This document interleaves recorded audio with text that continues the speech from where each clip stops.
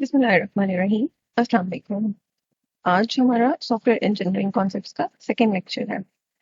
Last time lecture में हम लोगों ने सॉफ्टवेयर इंजीनियरिंग के ऊपर डिस्कशन की थी कि हमारे पास सॉफ्टवेयर्स जो हैं वो किस तरह के होते हैं और सॉफ्टवेयर्स की इंपॉर्टेंस कैसी होती है।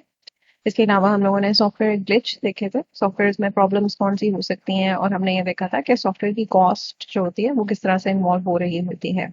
आज के लेक्चर में हम लोग सॉफ्टवेयर सिस्टम्स के ऊपर बात करेंगे कि हमारे पास सॉफ्टवेयर इंजीनियरिंग में जो डिफरेंट सॉफ्टवेयर सिस्टम्स होते हैं उनको किस तरह से डेवलप किया जा सकता है, और हम इमर्जिंग एरियाज देखेंगे कि हमारे पास सॉफ्टवेयर के अंदर इमर्जिंग एरियाज कौन से हैं और किस तरह की एप्लीकेशंस किस तरह के एरियाज में डेवलप हो सकती हैं। तो एज एन इंट्रोडक्शन हम लोगों ने लास्ट लेक्चर में भी सॉफ्टवेयर सिस्टम्स की बात की थी, और मैंने बात आपको ये बताया था कि सॉफ्टवेयर सिस्टम्स जो होते हैं वो बेसिकली हमारे पास इंटर कम्युनिकेटिंग कंपोनेंट्स होते हैं, जिसमें क्या होता है कि बहुत सारे कंपोनेंट्स जो होते हैं वो आपस में मिल के एक बड़ा सिस्टम बना रहे होते हैं। उसको हम कहते हैं कि ये हमारे पास सॉफ्टवेयर सिस्टम है। तो हम ये भी कह सकते हैं कि हमारे पास जो सॉफ्टवेयर सिस्टम होता है वो कॉम्बिनेशन होता है हार्डवेयर और सॉफ्टवेयर का। जैसे मैंने आपको बताया था कि हमारे पास जो एयर ट्रैफिकिंग कंट्रोल सिस्टम्स होते हैं वो सॉफ्टवेयर सिस्टम्स होते हैं, जिसके अंदर बहुत सारी चीजें इन्वॉल्व हो रही होती हैं, बहुत ज्यादा कंपोनेंट्स इन्वॉल्व होते हैं। उन सारे कंपोनेंट्स को इन्वॉल्व करके एक हम सॉफ्टवेयर सिस्टम बनाते हैं। या जैसे आपके पास ऑपरेटिंग सिस्टम्स होते हैं, तो वो ऑपरेटिंग सिस्टम्स जो होते हैं उनको हम कंबाइन करके उसमें डिफरेंट डिफरेंट कंपोनेंट्स होते हैं, वो डिफरेंट कंपोनेंट्स जो होते हैं वो कंबाइन होके एक सॉफ्टवेयर सिस्टम बना रहे होते हैं। तो सॉफ्टवेयर सिस्टम्स जो होते हैं उनको डेवलप करने के लिए एक डिसिप्लिन्ड अप्रोच चाहिए होती है। तो डिसिप्लिन्ड अप्रोच जो होती है ना, उनको जो इंजीनियर्स फॉलो करते हैं सॉफ्टवेयर्स को बनाने के लिए, उनको हम कहते हैं कि ये हमारे पास सॉफ्टवेयर इंजीनियर्स हैं। तो सॉफ्टवेयर इंजीनियर्स जो होते हैं वो सॉफ्टवेयर इंजीनियरिंग के डिसिप्लिन्स को फॉलो करते हैं, और through out the life cycle of the system जो भी उसकी स्टेजेस होती हैं उन सारी स्टेजेस के अंदर जो है वो डिसिप्लिन अप्रोच फॉलो करते हैं। जैसे सॉफ्टवेयर स्पेसिफिकेशन से स्टार्ट करते हैं वो, और जब सिस्टम जो होता है वो यूज होना स्टार्ट हो जाता है और उस सिस्टम के बाद उसको कोई मेंटेनेंस वगैरह रिक्वायर्ड होती है, तो उस टाइम पे भी एक डिसिप्लिन अप्रोच फॉलो की जाती है। कुछ रूल्स और प्रिंसिपल्स फॉलो की जाते हैं, एक स्टैटिस्टिक बनाई जाती है, उसके अकॉर्डिंगली काम करते हैं। तो वो हमारे पास सॉफ्टवेयर इंजीनियरिंग का कॉन्सेप्ट होता है। सॉफ्टवेयर इंजीनियरिंग हमारे लिए इसलिए इम्पोर्टेंट है कि हमारे पास अब जो है ना वो सॉफ्टवेयर्स हमारी लाइफ में बहुत ज़्यादा इन्वॉल्व होना स्टार्ट हो गए हैं, और ज़्यादा लोग जो है ना वो सॉफ्टवेयर्स के साथ इंटरेक्ट करना स्टार्ट हो गए हैं। तो आपके पास ऑलमोस्ट हर चीज़ के अंदर सॉफ्टवेयर इन्वॉल्व होता है। आप अपने इर्द गिर्द जितनी भी चीजें देखेंगे उसके अंदर सॉफ्टवेयर होते हैं। जैसे आप अगर रूम में हैं तो रूम में आपके पास अगर लैपटॉप है तो उसके अंदर सॉफ्टवेयर इन्वॉल्व हो रहे हैं। आपके पास सेल फोन है तो सेल फोन के अंदर सॉफ्टवेयर इन्वॉल्व हो रहे हैं।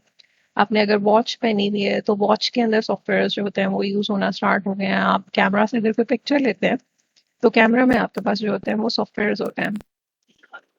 तो जितनी भी चीजें हैं उन सारी चीजों के अंदर एडवांसमेंट्स आनी शुरू हो गई है सॉफ्टवेयर के थ्रू। जैसे पहले नॉर्मल कैमराज होते थे या नॉर्मल वॉच होती थी, या आपके पास जो कंप्यूटर्स होते थे वो भी बहुत ज्यादा एडवांस्ड सॉफ्टवेयर के साथ नहीं आते थे।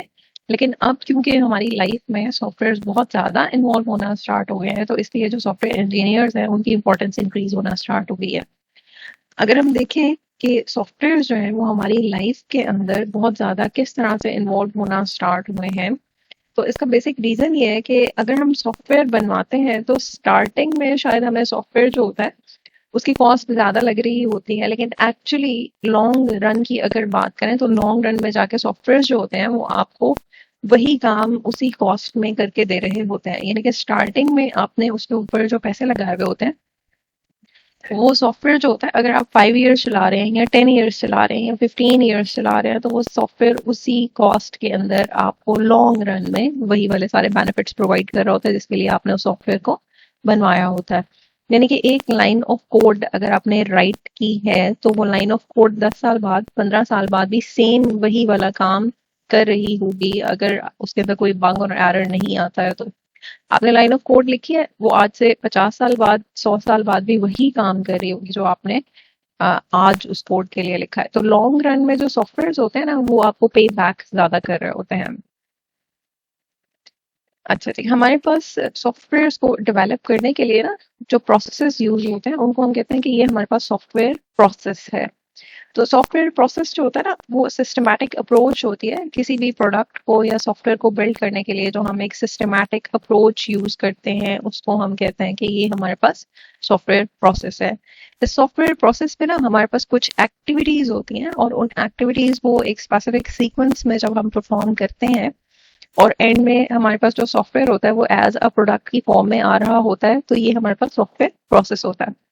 हमारे पास जो सॉफ्टवेयर प्रोसेस होते हैं ना वो डिफरेंट सॉफ्टवेयर प्रोसेसेस हो सकते हैं। यानी कि आप कुछ एक्टिविटीज को पहले परफॉर्म कर लेते हैं किसी सॉफ्टवेयर प्रोसेस में या सॉफ्टवेयर मॉडल में, और किसी एक्टिविटी को आप किसी दूसरी एक्टिविटी के बाद परफॉर्म कर रहे होते हैं तो वो मॉडल चेंज हो जाता है। लेकिन सॉफ्टवेयर का जो बेसिक स्ट्रक्चर होता है ना सॉफ्टवेयर प्रोसेसेस का, वो सॉफ्टवेयर प्रोसेस का बेसिक स्ट्रक्चर जो होता है उसके अंदर 4 फंडामेंटल एक्टिविटीज ही यूज हो रही होती हैं। उन एक्टिविटीज को डिफरेंट मॉडल्स में सीक्वेंस चेंज हो सकता है। कुछ एक्टिविटीज को आप किसी एक्टिविटी से पहले परफॉर्म कर देते हैं, कुछ एक्टिविटीज को आप साइमल्टेनियसली परफॉर्म कर रहे होते हैं, लेकिन जो बेसिक फंडामेंटल स्टेप्स होते हैं ना वो उसके सेम ही रहते हैं। तो हम ये स्टेप्स देख लेते हैं कि ये स्टेप्स कौन से होते हैं। तो जो बेसिक फंडामेंटल स्टेप्स होते हैं हमारे पास सॉफ्टवेयर एक्टिविटीज के अंदर, ये हमारे पास ना सबसे पहला जो स्टेप होता है सॉफ्टवेयर प्रोसेस के लिए वो हमारे पास सॉफ्टवेयर स्पेसिफिकेशंस का स्टेप होता है। देन नेक्स्ट स्टेप आपके पास सॉफ्टवेयर डेवलपमेंट का होता है, फिर सॉफ्टवेयर वैलिडेशन होता है और उसके बाद सॉफ्टवेयर एवोल्यूशन होता है। तो जो सॉफ्टवेयर स्पेसिफिकेशन है, इस सॉफ्टवेयर स्पेसिफिकेशन में बेसिकली हम ये स्पेसिफाई कर रहे होते हैं कि हमारा जो सॉफ्टवेयर है जो हम डेवलप करने जा रहे हैं उसको क्या काम करना चाहिए। तो ये जो सॉफ्टवेयर स्पेसिफिकेशन होता है, इस सॉफ्टवेयर स्पेसिफिकेशन में हम रिक्वायरमेंट्स लेते हैं यूजर से या यूजर के पर्सपेक्टिव से हम रिक्वायरमेंट्स को कलेक्ट कर रहे होते हैं कि हमारे पास जो सॉफ्टवेयर है वो सॉफ्टवेयर क्या काम करेगा। देन हमारे पास जब ये चीज स्पेसिफाई हो जाती है कि हमने सॉफ्टवेयर में क्या चीज बनानी है, यूजर को क्या चीज चाहिए, और हमारा सॉफ्टवेयर ने एट द एंड क्या परफॉर्म करना है, क्या रिजल्ट्स जनरेट करने हैं, कौन से फंक्शंस इसके अंदर होने चाहिए, कौन से फीचर्स हम बनाएंगे। जब आप ये स्पेसिफाई कर लेते हैं तो उसके बाद आपका पास जो नेक्स्ट स्टेप स्टार्ट होता है वो सॉफ्टवेयर डेवलपमेंट का प्रोसेस होता है। इसमें बेसिकली इम्प्लीमेंटेशन होती है। जो रिक्वायरमेंट्स हमने ली हुई होती हैं यूजर से या यूजर के परस्पेक्टिव से हमने कलेक्ट की हुई होती हैं, उन सॉफ्टवेयर रिक्वायरमेंट्स को इम्प्लीमेंट किया जाता है। उसमें डेटा ऑर्गेनाइजेशन होती है, डेटा लेते हैं, उस डेटा के अकॉर्डिंगली इम्प्लीमेंटेशन होती है और सॉफ्टवेयर जो होता है ना वो बेसिकली पूरा एक कंस्ट्रक्ट हो जाता है। सॉफ्टवेयर जब डेवलप हो जाता है, उसकी इम्प्लीमेंटेशन हो जाती है, तो हमारे पास जो नेक्स्ट स्टेप होता है वो सॉफ्टवेयर वैलिडेशन का स्टेप होता है। वैलिडेशन का मतलब ये होता है कि सॉफ्टवेयर को टेस्ट किया जाता है। और टेस्टिंग में क्या होता है कि हम ये देखते हैं कि हमारा जो सॉफ्टवेयर है उस सॉफ्टवेयर में जो चीजें हमें रिक्वायर्ड थी, जो हमने स्पेसिफाई की थी कि हमारे पास ये वाली चीजें सॉफ्टवेयर के अंदर होनी चाहिए, तो क्या जो डेवलप हुआ है सॉफ्टवेयर या जिसमें इम्प्लीमेंटेशन जिस चीज की हुई है वो चीज वही है जो हमें चाहिए थी या कुछ और बन गया है, इसके अंदर कोई प्रॉब्लम, कोई इशू, कोई एरर्स, कोई बग्स तो नहीं है। ये चीजें हम फाइंड आउट करते हैं वैलिडेशन के अंदर। तो वैलिडेशन में क्या होता है, सॉफ्टवेयर की टेस्टिंग हो रही होती है। जब सॉफ्टवेयर की टेस्टिंग हो जाती है तो फिर क्या होता है कि ये वाला जो सॉफ्टवेयर है ये डेवलपर्स के एंड से कंप्लीट हो जाता है, टेस्टर्स के एंड से कंप्लीट हो जाता है, और फिर ये ना कस्टमर को दे दिया जाता है यूज करने के लिए आफ्टर टेस्टिंग। कस्टमर जब उसको यूज करना स्टार्ट कर देते हैं तो फिर उसके बाद हमारे पास नेक्स्ट स्टेप या नेक्स्ट फेज स्टार्ट होती है जिसे सॉफ्टवेयर एवोल्यूशन कहते हैं। तो एवोल्यूशन का मतलब तो आपको पता है कि इवॉल्व करना होता है। तो इवॉल्व करना जो होता है वो चेंज को कहते हैं। तो सॉफ्टवेयर एवोल्यूशन के प्रोसेस में क्या होता है कि हमारे पास जो सिस्टम होता है वो जब यूज होना स्टार्ट हो जाता है और हमारे कस्टमर्स को उसके अंदर कुछ मॉडिफिकेशंस रिक्वायर्ड होती हैं, तो उस टाइम पे जो चेंजिंग इसके अंदर हो रही होती हैं उनको हम कहते हैं कि ये हमारे पास सॉफ्टवेयर एवोल्यूशन की स्टेज है। इसको बेसिकली मेंटेनेंस की स्टेज भी कहते हैं, जिसमें हम सॉफ्टवेयर को मेंटेन कर रहे होते हैं। सॉफ्टवेयर की अगर रिक्वायरमेंट्स चेंज हुई हैं या उसके अंदर कोई एरर्स और बग्स आ रहे हैं या यूजर जो है वो उसके अंदर कुछ एडिशंस करवाना चाह रहा है, तो वो हम लोग सॉफ्टवेयर एवोल्यूशन की स्टेज पे परफॉर्म कर रहे होते हैं। हमारे पास ये वाले जो स्टेप्स हैं ये सॉफ्टवेयर इंजीनियर्स परफॉर्म करते हैं, और वो जो सॉफ्टवेयर इंजीनियर्स होते हैं वो बेसिकली डिफरेंट स्टेजेस के ऊपर डिफरेंट रोल्स के अकॉर्डिंगली वर्क कर रहे होते हैं। जैसे सॉफ्टवेयर स्पेसिफिकेशन जो है वो रिक्वायरमेंट इंजीनियर्स कलेक्ट करते हैं, और जो डेवलपर्स होते हैं वो डेवलपमेंट करते हैं, जो टेस्टर्स होते हैं वो वैलिडेशन परफॉर्म कर रहे होते हैं, और जो मैनेजमेंट टीम होती है वो सॉफ्टवेयर की एवोल्यूशन के ऊपर काम कर रही होती है। ये जो वर्ड यहाँ पे यूज हो रहा है एवोल्यूशन, यहाँ पे एक और कॉन्सेप्ट जो है वो भी मैं आपके साथ डिस्कस करना चाह रही हूँ कि सॉफ्टवेयर एवोल्यूशन में और सॉफ्टवेयर इवैल्यूएशन में डिफरेंस होता है। एवैल्यूएशन का मतलब ये होता है कि आपने सॉफ्टवेयर को एवैल्यूएट किया है, यानी कि टेस्ट किया है, और एवोल्यूशन का मतलब ये होता है कि आपका जो सॉफ्टवेयर है वो इवॉल्व कर रहा है, उसके अंदर मॉडिफिकेशंस हो रही है या उसके अंदर चेंजिंग्स हो रही हैं, और आपका जो सॉफ्टवेयर है उसके अंदर से चीजें मॉडिफाई हो रही हैं और सॉफ्टवेयर ग्रो कर रहा है। ठीक है, तो एवोल्यूशन में हम चेंज की बात करते हैं, और इवैल्यूएशन में हम टेस्टिंग की बात कर रहे होते हैं कि हम अपने सॉफ्टवेयर को इवैल्यूएट करके देख रहे हैं। जैसे आपकी एग्जाम्स में इवैल्यूएशंस होती हैं और आपको इवैल्यूएट किया जाता है कि कौन से बच्चे ने इस कोर्स में कितनी चीजें लर्न की हैं और उसको कितने ग्रेड्स और कितने मार्क्स मिलने चाहिए, वो आपकी इवैल्यूएशन होती है। तो इसी तरह से जो सॉफ्टवेयर है उसमें जो इवैल्यूएशन हो रही होती है वो बेसिकली टेस्टिंग होती है, जिसमें चेक किया जाता है कि सॉफ्टवेयर को ये वाली फंक्शनैलिटीज परफॉर्म करनी चाहिए थी।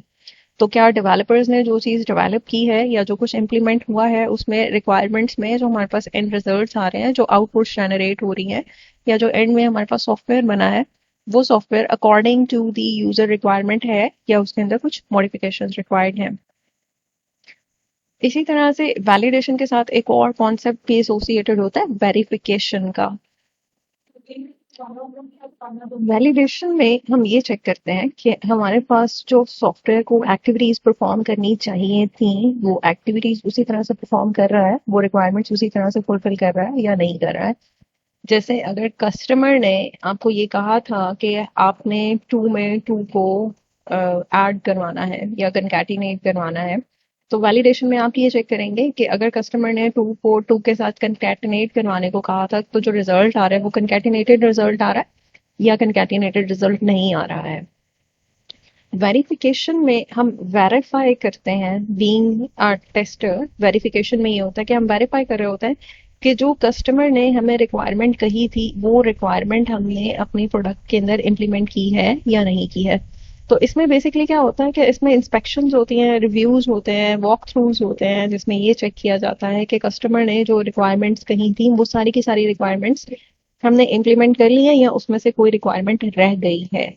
जब रिक्वायरमेंट सारी की सारी वेरीफाई हो जाती हैं कि सारी रिक्वायरमेंट्स जितनी कस्टमर ने कही थी वो सारी की सारी इम्प्लीमेंट हो गई हैं, तो इम्प्लीमेंटेशन होने के बाद वैलिडेशन स्टार्ट होती है कि जो रिक्वायरमेंट इम्प्लीमेंट हुई है वो रिक्वायरमेंट्स के रिजल्ट्स या आउटपुट सही प्रोड्यूस हो रहा है या नहीं सही प्रोड्यूस हो रहा है। तो वैलिडेशन और वेरिफिकेशन जो है ये दोनों डिफरेंट कॉन्सेप्ट्स हैं, और ऑफन आपको वैलिडेशन के साथ वेरिफिकेशन का वर्ड भी एसोसिएटेड नजर आएगा। हम ये वाला जो वैलिडेशन और वेरिफिकेशन का कॉन्सेप्ट है ये इंशाल्लाह डिटेल में नेक्स्ट लेक्चर्स में डिस्कस करेंगे। ये जो हमारे पास सॉफ्टवेयर की एक्टिविटीज होती हैं ये एक्टिविटीज परफॉर्म करते हैं हम सॉफ्टवेयर को डेवलप करने के लिए। तो हमारे पास जो डिफरेंट टाइप ऑफ सिस्टम या डिफरेंट टाइप ऑफ सॉफ्टवेयर होते हैं, तो इन सॉफ्टवेयर्स को डेवलप करने के लिए हमें बेसिकली डिफरेंट डेवलपमेंट प्रोसेसेस को फॉलो करना होता है। जैसे आपके पास जो रियल टाइम सॉफ्टवेयर्स होते हैं उनके लिए आपके पास जो भी स्पेसिफिकेशंस वाली स्टेज होती है वो कंप्लीट होनी चाहिए, और जब तक वो कंप्लीट नहीं होती तब तक हम डेवलपमेंट वाली साइड पे नहीं जाते हैं। इसी तरह से हमारे पास जो ई कॉमर्स सिस्टम्स होते हैं उनकी जो रिक्वायरमेंट्स होती हैं या जो स्पेसिफिकेशंस हम ले रहे होते हैं, यूजुअली ऐसा होता है कि हम साथ साथ स्पेसिफिकेशंस लेते रहते हैं और हमारे पास जो प्रोडक्ट होती है वो साथ साथ डेवलप होना स्टार्ट हो जाती है। तो हमारे पास जो सेकंड वाला स्टेप होता है डेवलपमेंट का स्टेप, वो जो डेवलपमेंट का स्टेप होता है उसको हमने फॉलो किस तरह से करना होता है वो डिपेंड करता है कि हमने टाइप ऑफ सिस्टम कौन सा बनाना है या हम किस तरह का सॉफ्टवेयर डेवलप कर रहे हैं। हमारे पास जो रियल टाइम सॉफ्टवेयर होते हैं ना, रियल टाइम सॉफ्टवेयर वो वाले होते हैं जो आपको एक विद इन स्पेसिफिक टाइम के अंदर अंदर आउटपुट्स प्रोड्यूस करके देते हैं। तो इस तरह के सिस्टम को हम कहते हैं ये हमारे पास रियल टाइम सॉफ्टवेयर हैं। और वो जो टाइम स्पैन होता है जिसके अंदर आपको सॉफ्टवेयर ने आउटपुट जनरेट करके देनी होती है, वो बहुत शॉर्ट टाइम ड्यूरेशन का होता है। जैसे आपको अगर रियल टाइम लोकेशन लेनी है, तो रियल टाइम लोकेशन लेने का मतलब ये होता है कि जैसे जैसे आप मूव फॉरवर्ड करते जा रहे हैं वैसे वैसे ही आपके सिस्टम को शो करना चाहिए कि आपकी लोकेशन चेंज हो रही है। तो वो रियल टाइम सॉफ्टवेयर होते हैं जो रियल टाइम पे आपकी लोकेशन जनरेट करके दे रहे होते हैं। इसी तरह से जो एयरक्राफ्ट सिस्टम्स होते हैं, एयरक्राफ्ट सिस्टम्स भी रियल टाइम सिस्टम्स होते हैं। एयरक्राफ्ट सिस्टम्स में क्या होता है कि आपको एयर प्लेन्स जो होते हैं, उन एयरप्लेन्स को आपको देखना होता है कि कौन सा एयरप्लेन किस वक्त कहाँ पे खड़ा हुआ है, कौन सी रनवे क्लियर है, कौन सी रनवे पे कितने प्लेन्स खड़े हुए हैं, और जितने प्लेन्स आ रहे हैं वो एक दूसरे के साथ कहीं पे उनकी जो ट्रैक्स हैं वो कन्फ्लिक्ट तो नहीं कर रहे। तो ये सारा आपके पास रियल टाइम सॉफ्टवेयर सिस्टम होता है। रियल टाइम सॉफ्टवेयर सिस्टम्स जो होते हैं ना, उसमें बेसिकली स्पेसिफिकेशंस जो होती हैं वो पहले ली जाती हैं एंड देन डेवलपमेंट का प्रोसेस स्टार्ट होता है। ऐसा क्यों होता है? ऐसा इसलिए होता है क्योंकि जब हम डेवलपमेंट स्टार्ट करते हैं ना, तो उससे पहले स्पेसिफिकेशंस का कंप्लीट होना इसलिए जरूरी होता है कि हमारे पास जो सॉफ्टवेयर है ना, उसकी जो रिक्वायरमेंट्स होती हैं वो रिक्वायरमेंट्स कभी एक दूसरे के साथ कन्फ्लिक्ट ना कर जाएं। तो दैट्स वाई जो स्पेसिफिकेशंस हम लेते हैं वो पहले पूरी स्पेसिफिकेशंस हो जाती हैं, डिजाइनिंग हो जाती है, उसके अंदर से कन्फ्लिक्ट्स रिमूव किए जाते हैं और उसके बाद डेवलपमेंट का प्रोसेस स्टार्ट होता है। क्योंकि इसके अंदर रिस्क फैक्टर ज्यादा होता है, तो हम इस चीज का रिस्क नहीं ले सकते कि हम पहले एक रिक्वायरमेंट लेंगे, उसको डेवलप करना स्टार्ट करेंगे, फिर नेक्स्ट रिक्वायरमेंट लेंगे, फिर उसको डेवलप करना स्टार्ट करेंगे। तो चीजों को मैनेज करना और मेंटेन करना मुश्किल हो जाता है। और जहां पे कोई कंफ्लिक्टिंग रिक्वायरमेंट आ जाती है, तो उस कंफ्लिक्टिंग रिक्वायरमेंट को मॉडिफाई करने से जो बाकी पहले वाली रिक्वायरमेंट्स होती हैं उनको चेंज करने का अंदेशा ज्यादा होता है। तो दैट्स वाई जो क्रिटिकल सॉफ्टवेयर होते हैं, जैसे रियल टाइम सॉफ्टवेयर होते हैं जिसमें क्रिटिकलिटी ज्यादा होती है, जिसके अंदर ज्यादा चीजें इन्वॉल्व हो रही होती हैं, लाइफ थ्रेटनिंग सिचुएशंस क्रिएट हो सकती हैं, तो उन सिचुएशंस के लिए हम पहले सारा कुछ स्पेसिफाई कर लेते हैं कि इस सॉफ्टवेयर के अंदर ये वाली चीजें होंगी, ये रिक्वायरमेंट्स होंगी, ये वाली फंक्शनैलिटीज होंगी। उन फंक्शनैलिटीज के दरम्यान में जो कन्फ्लिक्ट्स होते हैं वो सारे के सारे रिमूव किए जाते हैं और उसके बाद डेवलपमेंट स्टार्ट होती है। As compare to real time systems जो हमारे पास नॉर्मल सिस्टम्स होते हैं, जैसे ई कॉमर्स के सिस्टम्स होते हैं, जैसे आपके पास कोई शॉपिंग कार्ट की वेबसाइट होती है, उस वेबसाइट के अंदर हमारे पास जो स्पेसिफिकेशंस होती हैं और जो डेवलपमेंट होती है वो आप साथ साथ डेवलपमेंट स्टार्ट कर सकते हैं। जैसे यूजर्स आपको रिक्वायरमेंट्स देता जाता है और आप डेवलपमेंट करते जाते हैं, यूजर को दिखाते जाते हैं, यूजर उस डेवलप प्रोडक्ट को देखने के बाद आपको अपना फीडबैक प्रोवाइड करता रहता है कि आप इसके अंदर ये चीज मॉडिफाई कर दें, ये चीज ऐड कर दें। तो इस तरह से स्पेसिफिकेशंस और डेवलपमेंट साथ साथ वर्क कर सकती हैं। तो सॉफ्टवेयर डेवलपमेंट का जो प्रोसेस होता है ना, वो इस चीज के ऊपर डिपेंड करता है कि आपने सॉफ्टवेयर किस तरह का बनाना है। अगर आप क्रिटिकल सॉफ्टवेयर बना रहे हैं तो इट इज बेटर कि आप स्पेसिफिकेशंस पहले सारी ले लें, देन डेवलपमेंट स्टार्ट करें। और अगर आप कोई नॉर्मल ई कॉमर्स सिस्टम बना रहे हैं, कोई वेबसाइट बना रहे हैं जिसके अंदर बहुत ज्यादा क्रिटिकलिटी इन्वॉल्व नहीं होती है, तो उसके लिए आप स्पेसिफिकेशन और डेवलपमेंट की एक्टिविटीज को साइमल्टेनियसली परफॉर्म कर सकते हैं। जब हम सॉफ्टवेयर्स बना रहे होते हैं तो सॉफ्टवेयर्स में कुछ इश्यूज होते हैं जिनको स्पेसिफिकली आइडेंटिफाई करना जरूरी होता है, ताकि हमें पता चले कि हमने जो सॉफ्टवेयर बनाना है उसके अंदर किस तरह के इश्यूज हो सकते हैं। जैसे सॉफ्टवेयर के अंदर हेट्रोजेनिटी का इशू हो सकता है। हेट्रोजेनिटी का मतलब ये होता है कि आपके पास डिफरेंट डिफरेंट थिंग्स हैं। जैसे आपने होमोजीनियस और हेट्रोजीनियस का वर्ड सुना होगा। होमोजीनियस का मतलब ये होता है कि आपके पास एक जैसी चीजें हैं, और हेट्रोजीनियस का मतलब ये होता है कि आपके पास डिफरेंट थिंग्स जो हैं वो इन्वॉल्व हो रही हैं। जैसे समटाइम्स सॉफ्टवेयर में ऐसा होता है कि जो सॉफ्टवेयर होते हैं ना, वो डिस्ट्रीब्यूटेड सिस्टम्स की फॉर्म में एक्ट कर रहे होते हैं, एक नेटवर्क बनाते हैं, उन नेटवर्क्स पे डिफरेंट तरह के सिस्टम्स जो होते हैं वो वर्क कर रहे होते हैं और वो सेंट्रली किसी सर्वर के साथ कनेक्टेड होते हैं। तो आपका जो सॉफ्टवेयर होता है उसको उन सारे के सारे सिस्टम्स की रिक्वायरमेंट्स को मीट करना होता है। अगर तो आपके पास सॉफ्टवेयर के अंदर जितने भी आपने डेडिकेट किया हुआ है लेन के ऊपर चीजें, वो सारी की सारी उसको कैटर कर रही हैं, तो आपका जो सॉफ्टवेयर है वो ठीक चलेगा। लेकिन अगर तो उसके अंदर वो रिक्वायरमेंट्स कैटर नहीं हो रही हैं, जैसे आपके डिस्ट्रीब्यूटेड सिस्टम जो है वो डिफरेंट डिफरेंट लोकेशंस पे हो सकते हैं, उन लोकेशंस पे जो डाटा होता है उसको ट्रैवल करने में टाइम लग सकता है, डिस्ट्रीब्यूटेड सिस्टम्स में जो डिफरेंट एनवायरनमेंट्स होती हैं वो यूज हो सकती हैं, फिजिकल एनवायरनमेंट भी चेंज हो सकती है, इसके अलावा जो सिस्टम होता है उसकी एनवायरनमेंट भी चेंज हो सकती है। जैसे कुछ लोग जो हैं वो लिनक्स पे काम कर रहे हों, कुछ लोग विंडोज पे काम कर रहे हों, कुछ एंड्रॉइड फोन के साथ आपके नेटवर्क के साथ कनेक्ट होते हैं। तो सॉफ्टवेयर के अंदर इस तरह के इश्यूज जो होते हैं वो हेट्रोजेनिटी के इश्यूज होते हैं, और जब सॉफ्टवेयर डेवलप हो रहा होता है तो इसके अंदर ये वाले इश्यूज को आइडेंटिफाई करना मैंडेटरी होता है। आप अगर ये वाला इशू पहले से आइडेंटिफाई कर लेंगे तो बाद में आपको प्रॉब्लम्स कम होंगी। इसी तरह से जो सॉफ्टवेयर होते हैं उसके अंदर ये भी इशू हो सकता है कि आपकी बिजनेस और सोशल चेंजिंग्स की वजह से आपको सॉफ्टवेयर को मॉडिफाई करना पड़े। मोस्ट ऑफ द टाइम क्या होता है कि आपके पास बिजनेस की रिक्वायरमेंट्स चेंज हो जाती हैं, बिजनेस के रूल्स चेंज होते हैं, या बिजनेस मॉडिफाई होता है, तो आपके पास जो एग्जिस्टिंग सॉफ्टवेयर्स होते हैं ना उनको आपने न्यू सॉफ्टवेयर्स के साथ रिप्लेस करना होता है या उनको मॉडिफाई करना होता है। या जैसे आपके पास टेक्नोलॉजीज चेंज हो जाती हैं, आपके पास नई टेक्निक्स आ जाती हैं, नए बेटर टूल्स आ जाते हैं, तो आप उन नए बेटर टूल्स को यूज करके अपने सॉफ्टवेयर्स को मॉडिफाई कर सकते हैं। तो इसका मतलब ये है कि आपके जो सॉफ्टवेयर्स हैं उनके अंदर ये एबिलिटी होनी चाहिए कि अगर उनको बिजनेस मॉडल्स को चेंज करना पड़े या उसके अंदर सोशल चेंजिंग्स इन्वॉल्व करनी पड़े तो आप अपने सॉफ्टवेयर को इजीली मॉडिफाई कर सकें।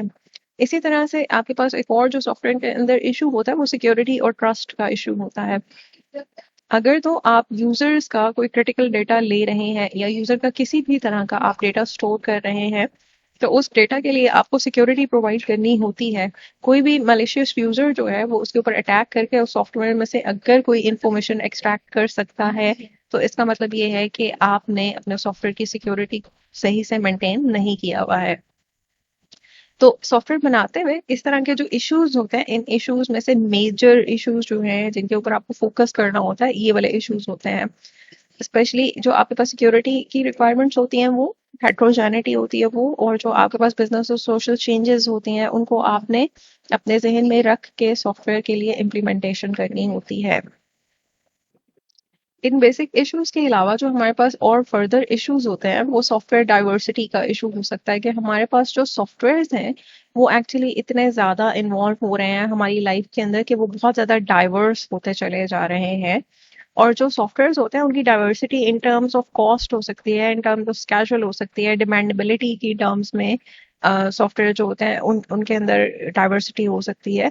तो जो सॉफ्टवेयर इंजीनियर्स होते हैं प्रैक्टिकली जब वो कोई भी सॉफ्टवेयर डेवलप करने लगते हैं तो उन्होंने उसके अंदर कॉस्ट देखनी होती है, उसका स्केजुअल देखना होता है। स्केजुअल जो होता है वो यूजर्स या कस्टमर्स जो होते हैं वो भी स्पेसिफाई कर सकते हैं कि हमें 1 मंथ के अंदर जो है वो सॉफ्टवेयर आपने डेवलप करके देना है। जैसे में भी कोई कस्टमर आपके पास अप्रोच करता है और कहता है कि हमारा कंपनी का ऑडिट होने वाला है और ऑडिट होने वाला है तो हमें 1 मंथ के अंदर अंदर आपने ये वाला सॉफ्टवेयर जो है वो डेवलप करके देना है। तो इस केस में जब आपको स्केजुअल जो है वो टाइट मिले तो उससे क्या होता है कि आपके सॉफ्टवेयर की जो कॉस्ट होती है ना वो इंक्रीज हो रही होती है। इसका रीजन क्या हो सकता है? इसका बेसिक रीजन ये हो सकता है कि अगर आपके कस्टमर ने या जो भी उसका प्रोड्यूसर है जो भी पैसे दे रहा है वो अगर आपको ये कहता है कि हमें सॉफ्टवेयर जो है वो जल्दी बना के देना है तो इसका मतलब ये है कि आपको उस सॉफ्टवेयर को डेवलप करने के लिए ज्यादा लोगों को हायर करना पड़ेगा, अपनी टीम को इंक्रीज करना पड़ेगा, ज्यादा लोगों को उस सॉफ्टवेयर के ऊपर एंगेज करना पड़ेगा। तो इसका मतलब ये है कि आप ज्यादा लोगों को अगर इन्वॉल्व कर रहे हैं और ज्यादा रिसोर्सेज को आप इन्वॉल्व कर रहे हैं तो ऑटोमेटिकली जो प्रोडक्ट है उसकी जो कॉस्ट है वो इंक्रीज हो जाएगी। इसके अलावा आपके पास हो सकता है कि कस्टमर आपको समटाइम ये कहे कि मेरे पास जो बजट है ना वो शॉर्ट है, मुझे कंपनी ने इतना ही बजट दिया है, हम इतनी ही कॉस्ट बेयर कर सकते हैं। तो जो सॉफ्टवेयर डेवलपर्स होते हैं वो कॉस्ट जो होते हैं वो अगर उनकी रिड्यूस्ड होती है तो इसका मतलब ये होता है कि फिर जो उस स्मॉलर कॉस्ट में जो सॉफ्टवेयर इंजीनियर्स होते हैं जो चीज या प्रोडक्ट बना के दे रहे होते हैं वो जो प्रोडक्ट होती है वो मे भी उसके अंदर से कुछ फंक्शनैलिटीज को ड्रॉप कर दें, उनको कहें कि इतनी कॉस्ट में हम आपको इतनी फंक्शनैलिटीज बना के दे सकते हैं, अगर आप ये वाली फंक्शनैलिटी भी ऐड करवाएंगे तो उससे जो कॉस्ट होगी वो इंक्रीज हो जाएगी। या अगर आप कम कॉस्ट पे करना चाह रहे हैं तो इसका मतलब ये है कि हम स्केजुअल को रिलैक्स रखेंगे और फिर हम आपको जो डिलीवरी करेंगे वो हम आपको कुछ टाइम ड्यूरेशन के बाद डिलीवरी करेंगे ताकि हमारे जितने भी रिसोर्सेज हैं वो इसके ऊपर जो यूटिलाइज हो रहे हो उसके अकॉर्डिंगली फिर स्केजुअल जो है वो बन सकता है। तो ये हमारे पास जो चीज़ें डिटर्मिन हो रही होती हैं ये डिपेंड करती हैं कि आपके पास कस्टमर्स की रिक्वायरमेंट्स क्या हैं, आपकी अपनी फिजिबिलिटी क्या है, कॉस्ट कैसे होगी, स्केड्यूल कैसे होगा, बाकी जो दूसरी चीज़ें जिनके ऊपर ये डिपेंड कर रहा है, तो वो किस तरह से इसके अंदर चीज़ें इन्वॉल्व हो रही होंगी। तो हमारे पास जो सॉफ्टवेयर्स होते हैं ना, उसमें सॉफ्टवेयर्स को डेवलप करने के लिए हमारे पास कोई यूनिवर्सल मेथड नहीं होता। यानी कि हमारे पास कोई स्टैंडर्ड प्रोसेस नहीं है सॉफ्टवेयर इंजीनियरिंग का कि इस तरह का मॉडल अगर हम यूज करेंगे तो इस मॉडल को यूज करके हम सारे के सारे सिस्टम्स को एक स्पेसिफिक मॉडल के अकॉर्डिंगली बना सकते हैं। जैसे आप स्पेसिफाई कर दें कि आप पहले स्पेसिफिकेशंस लेंगे, कंप्लीट करेंगे, देन डेवलपमेंट करेंगे, देन आपके पास टेस्टिंग होगी, फिर आपके पास जो है वो मेंटेनेंस वाली स्टेज स्टार्ट होगी। तो सारे के सारे सॉफ्टवेयर जो है ना वो इस तरह से नहीं बन सकते, कॉस्ट का, स्केड्यूल का इशू आ सकता है। तो हमारे पास सॉफ्टवेयर इंजीनियरिंग में कोई इस तरह का यूनिवर्सल मेथड नहीं है जिसको हम कहें कि हमने रियल टाइम सिस्टम्स बनाने हो, क्रिटिकल सिस्टम्स बनाने हो, ई कॉमर्स सिस्टम्स बनाने हो, वेबसाइट्स बनाने हो, तो सब के सब सॉफ्टवेयर के लिए और सारी की सारी कंपनीज के लिए कोई एक स्पेसिफिक यूनिवर्सल मेथड सूटेबल है, ऐसा नहीं है। बल्कि जो सॉफ्टवेयर इंजीनियर्स हैं ना, इनके जो मेथड्स हैं और जो टूल्स आ रहे हैं वो इवॉल्व होते रहते हैं, और पास्ट 50 ईयर्स में इसके अंदर एवोल्यूशन जो है वो बहुत ज्यादा हुई है। तो ये जितने भी मेथड्स हैं, ये मेथड्स जो डेवलपमेंट प्रोसेसेस होते हैं कि आपको साथ साथ चीज़ों को लेकर चलना है या आपको स्टेप बाय स्टेप चीज़ों को परफॉर्म करना है, ये डिपेंड करते हैं कि आपके पास जो एप्लीकेशन है वो किस तरह की एप्लीकेशन है। हमारे पास जो एप्लीकेशंस होती हैं ना, वो डिफरेंट टाइप्स की एप्लीकेशंस होती हैं। इन एप्लीकेशंस में आपके पास जो कुछ बेसिक टाइप्स हैं वो ये डिफरेंट टाइप्स हैं। इन टाइप्स के अलावा भी एप्लीकेशन जो होती हैं वो होती हैं। तो जो आपके पास बेसिक टाइप ऑफ एप्लीकेशंस होती हैं वो आपके पास स्टैंड अलोन एप्लीकेशंस होती हैं, इंटरैक्टिव ट्रांजैक्शन बेस्ड एप्लीकेशंस हो सकती हैं, एम्बेडेड कंट्रोल सिस्टम्स हो सकते हैं, बैच प्रोसेसिंग सिस्टम्स हो सकते हैं, एंटरटेनमेंट सिस्टम्स हो सकते हैं, system for modelling and simulation हो सकते हैं, डेटा कलेक्शन सिस्टम्स हो सकते हैं, या हम सिस्टम ऑफ सिस्टम्स भी कहते हैं, जैसे हम सॉफ्टवेयर सिस्टम्स कह रहे होते हैं। तो डिफरेंट सिस्टम्स को कंबाइन करके आपके पास सिस्टम ऑफ सिस्टम्स भी हो सकते हैं। हम ऐसे करते हैं कि हम one by one in type of applications को देख लेते हैं ताकि आपको अंदाजा हो कि आपके पास एप्लीकेशन डिफरेंट टाइप्स की किस तरह से होती है, और फिर जब हम डिफरेंट मॉडल स्टडी करेंगे तो फिर आप रिलेट कर सकते हैं इन एप्लीकेशंस के साथ कि आप इस स्पेसिफिक एप्लीकेशन के लिए कौन से मॉडल को यूज कर सकते हैं। जैसे हमारे पास स्टैंड अलोन एप्लीकेशंस होती हैं, स्टैंड अलोन एप्लीकेशंस में होता ये है कि आपकी वो वाली एप्लीकेशंस जो कि किसी एक स्पेसिफिक सिस्टम के ऊपर रन हो सकती हैं, सच एज पीसी, तो उसके अंदर जो सारी नेसेसरी फंक्शनैलिटीज होती हैं वो सारी की सारी नेसेसरी फंक्शनैलिटीज इस पर्टिकुलर एप्लीकेशन ने खुद ही परफॉर्म करनी होती हैं। यानी कि जितने भी रिसोर्सेज आपकी एप्लीकेशन को चाहिए होते हैं वो रिसोर्सेज उसको किसी एक्सटर्नल चीज से नहीं चाहिए होता है, बल्कि वो अपने जो फंक्शनैलिटीज होते हैं वो नेसेसरी फंक्शनैलिटीज खुद ही से परफॉर्म कर रहे होते हैं, और वो स्टैंड अलोन होती है एप्लीकेशन। और ये एप्लीकेशन दूसरी एप्लीकेशन से उस तरह से हेल्प नहीं ले रही होती कि ये किसी नेटवर्क से कनेक्ट हों और आधी इंफॉर्मेशन नेटवर्क से लें या किसी दूसरे सिस्टम से लें और उसके बाद जो है वो इनकी फंक्शनैलिटीज वर्क कर सकें। जैसे माइक्रोसॉफ्ट ऑफिस है, तो ये स्टैंड अलोन एप्लीकेशन होती है। आप अपने पीसी के ऊपर इसको इंस्टॉल करते हैं और आप विदाउट एनी फर्दर सॉफ्टवेयर आप इसको यूज कर सकते हैं। इसी तरह से ऑटो कैड है, इसी तरह से कॉरल ड्रॉ है, इसी तरह से आपके पास पेंट है। तो ये वाली जो एप्लीकेशंस होती हैं जो अपने रिसोर्सेज को खुद ही से मैनेज कर रही होती हैं, ये आपके पास स्टैंड अलोन एप्लीकेशंस होती हैं। इसके अलावा हमारे पास ट्रांजैक्शन बेस्ड एप्लीकेशंस होती हैं।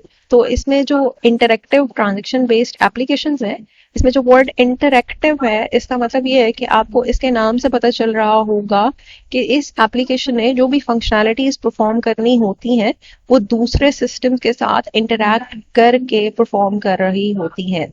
जैसे आपके पास जो इंटरैक्टिव ट्रांजैक्शन बेस्ड एप्लीकेशंस होती हैं, इनमें जितनी भी ट्रांजैक्शंस हो रही होती हैं या जो फंक्शनैलिटीज ये परफॉर्म करते हैं वो इंटरैक्टिव सिस्टम्स के थ्रू हो रही होती हैं, यानी कि आप किसी रिमोट कंप्यूटर से इसको एग्जीक्यूट कर सकते हैं।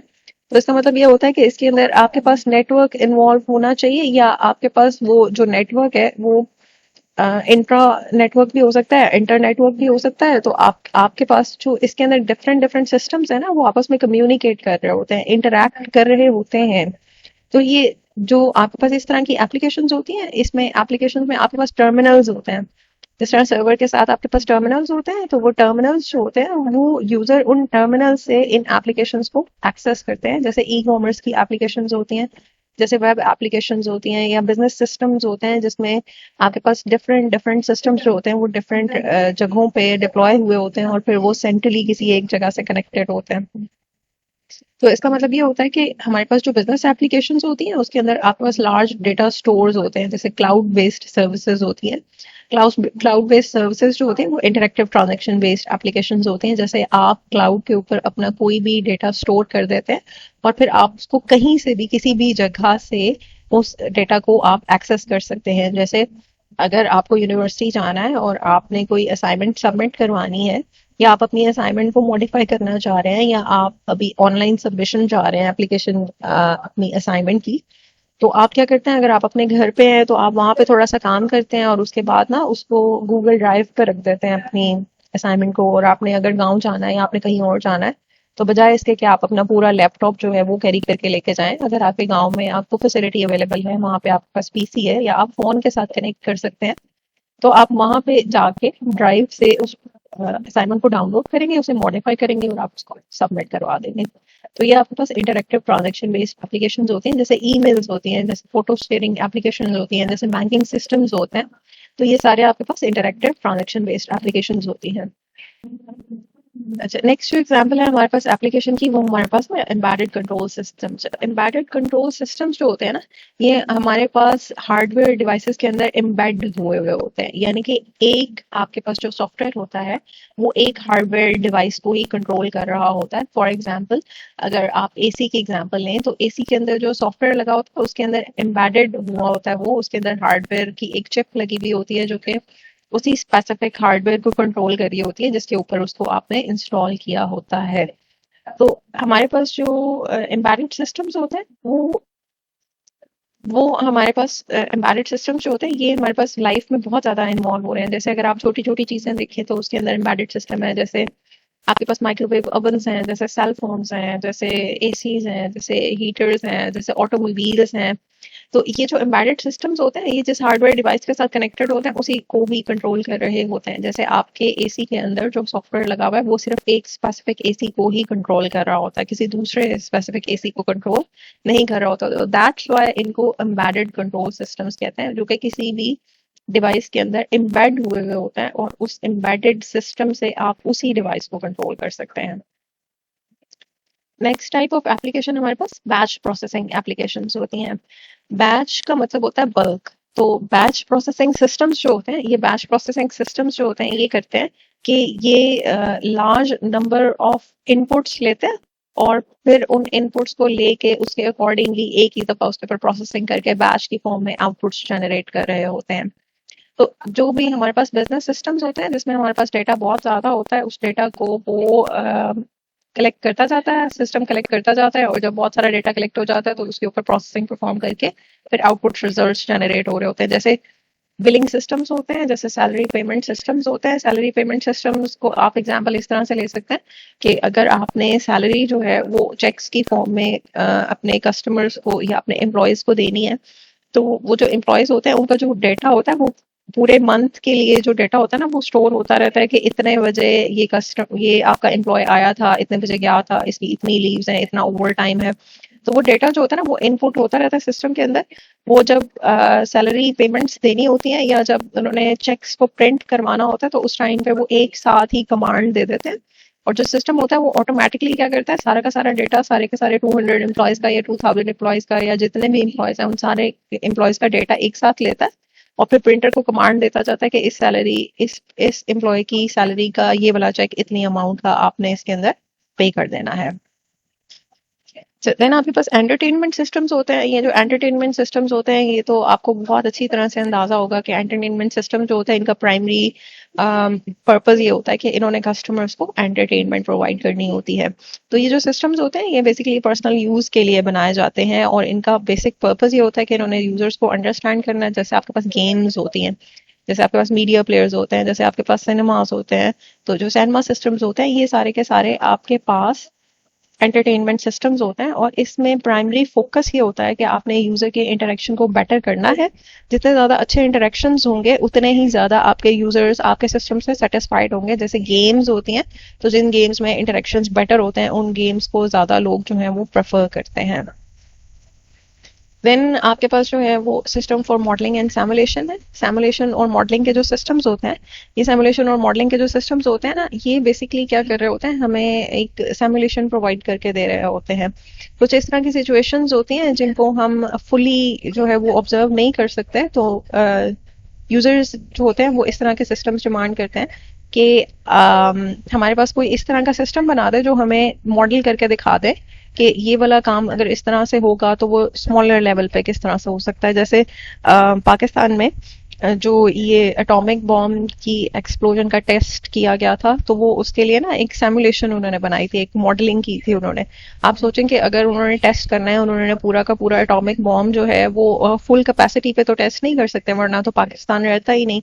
तो उन्होंने स्मॉल स्केल के ऊपर ना एक एस्टिमेटेड फॉर्म में एक्सपेरिमेंट किया था और फिर उन्होंने उसको मॉडल किया था कि अगर इतने अमाउंट के एटॉमिक बॉम्ब के साथ इतनी डिस्ट्रक्शन हो सकती है, तो इस तरह का अगर फुल स्केल का एटॉमिक बॉम्ब होगा तो उससे कितनी डिस्ट्रक्शन हो सकती है। तो इस तरह के सिस्टम्स जिसमें हम लोग फुली सिचुएशन जो होती है ना उसको परफॉर्म नहीं कर पाते हैं। जैसे नासा में बहुत सारी चीजें ऐसी हैं जो कि स्पेस को सिमुलेट करके की जाती हैं, क्योंकि आप हर दफा स्पेस में जाके चीजें परफॉर्म नहीं कर सकते या एक्सपेरिमेंट नहीं कर सकते। तो इस तरह के जो सिस्टम्स होते हैं ये मॉडलिंग और सिमुलेशन के सिस्टम्स होते हैं।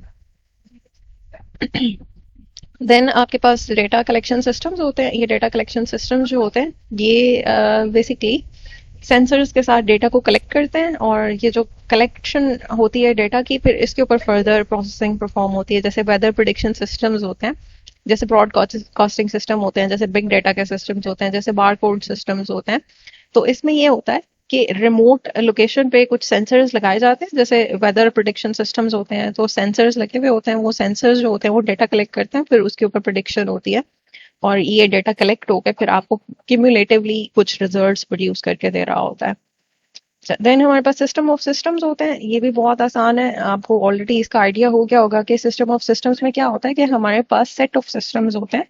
कोई एक सिंपल सिस्टम जो होता है ना वो टास्क को अकम्प्लिश नहीं कर रहा होता, बल्कि हमारे पास मल्टीपल सिस्टम्स होते हैं जो एक ही टास्क को परफॉर्म कर रहे होते हैं। जैसे ट्रांसपोर्टेशन के सिस्टम्स होते हैं, जैसे मीडिया सिस्टम्स होते हैं, जैसे डिजास्टर रिस्पॉन्स सिस्टम्स होते हैं, जैसे ट्रैफिक मैनेजमेंट सिस्टम्स होते हैं।